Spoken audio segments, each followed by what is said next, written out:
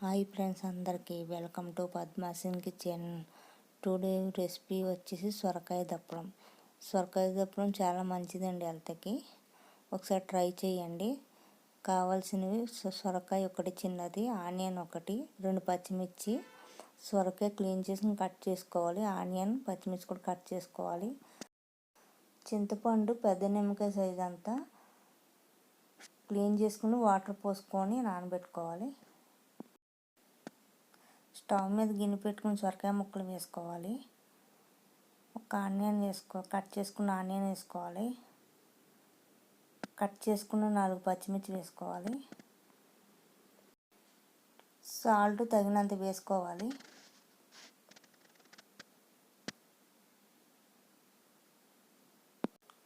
ఒక glass water వేసుకోవాలి.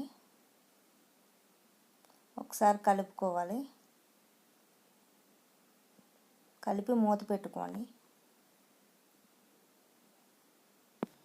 మూత తీసి చూద్దాం. సొరకాయ ఉడికిందండి. ఇప్పుడు చింతపండు పులుసు వేసుకోవాలి. 1/2 టీ స్పూన్ పసుపు వేసుకోవాలి. 1 టీ స్పూన్ కారం వేసుకోవాలి. ఒకసారి కలుపుకొని మూత పెట్టుకుందాం. మూత తీసి చూద్దాం.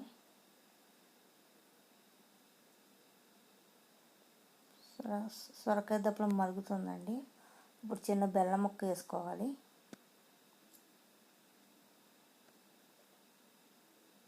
కరివేపాకు వేసుకోవాలి. కొత్తిమీర వేసుకోవాలి. సాల్ట్ వేసుకోవాలి. ఒకసారి కలుపుకోవాలి. సొరకాయ దప్పడం అయిపోయిందండి. ఇప్పుడు పోపు పెట్టుకుందామండి. 1 టేబుల్ స్పూన్ ఆయిల్ వేసుకోవాలి. 1/2 టీ స్పూన్ మెంతులు వేసుకోవాలి. 1/2 టీ స్పూన్ ఆవాలు వేసుకోవాలి. 1/2 టీ స్పూన్ జీలకర్ర వేసుకోవాలి. ఒక 4 వెల్లుల్లి రెబ్బలు వేసుకోవాలి దంచి. ఒక 2 ఎండుమిర్చి వేసుకోవాలి. ఒకసారి కలుపుకోవాలి. కరివేపాకు వేసుకోవాలి. పోపు అయిపోయిందండి. ఇప్పుడు సొరకాయ దప్పడంలో వేసుకుందాం. సొరకాయ దప్పడంలో పోపు వేసుకుని ఒకసారి మూత పెట్టుకోవాలండి. పోపు వేయగానే మూత పెట్టుకుంటే అరోమా అందులో దిగి చాలా బాగుంటుందండి. చాలా ఈజీగా చేసుకునే సొరకాయ దప్పడం హెల్త్కి చాలా మంచిదండి. ఇప్పుడు సర్వింగ్ బౌల్లో తీసుకుందాం.